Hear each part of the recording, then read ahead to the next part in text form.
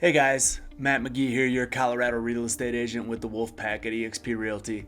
Thanks again for coming to the free agent channel. As I mentioned in my previous video, I'm going to be going through the pros and cons of business structure if you're looking to start a business. This video is going to be about the pros and the cons of sole proprietorship.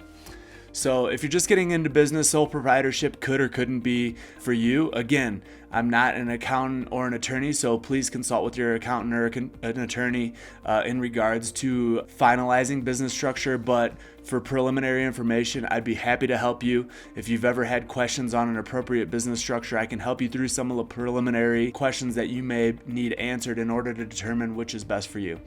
So the pros of the sole proprietorship are, number one, it's easy to form. It's automatically considered a sole proprietorship if you don't register as any other type of business. If you're performing business activities, you're automatically functioning as a sole proprietorship. Additionally, it can be a good choice for a low risk business. If you're just buying and selling goods to see how it's going to work out, it could be an interesting option, and it also saves you money. So you don't have as much money involved because you don't need to go through the steps with your state, county, city, etc. typically to form a sole proprietorship. And last, owners who want to test their business idea before forming a more formal business, sole proprietorship could be perfect for you.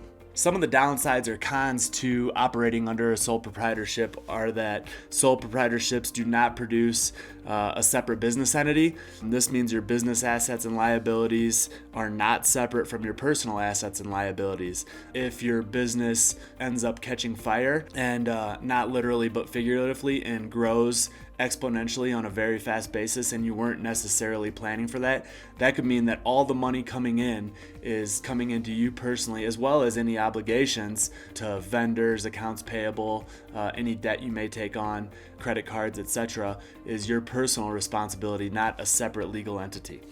That flows right into the fact that you could be held personally liable for the debts and obligations of the business, versus if you're structured under some other type of organization, those liabilities may be separated personally and from the business entity. So something to consider when you're starting out. Thirdly, from a con perspective, it can be very difficult to raise money. Oftentimes, banks don't like to lend to sole proprietorships. It would really just be a consumer loan to you personally if you don't have any type of separate entity structure. So it could be a little bit more difficult to obtain a bank loan. Additionally, it would be much harder to raise capital under a sole proprietorship. So if you were an individual where you thought you were going to start this business out and it was going to be a small scale, and as I mentioned before, grows more rapidly than you anticipated, it could be difficult to raise capital. For example, if you needed funding to purchase inventory or raw materials in order to manufacture your inventory, it could be much more difficult under a sole proprietorship business structure than another business entity.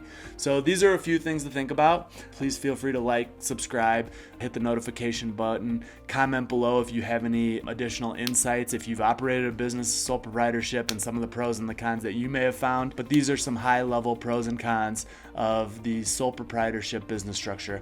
Hope you found this helpful. I'm going to continue to go through the business structures of the others that I've addressed in the intro video, so feel free to stay tuned if you are interested in the additional business type structures that may benefit you if you're starting or currently running a business. Thanks a lot. Look forward to seeing you soon.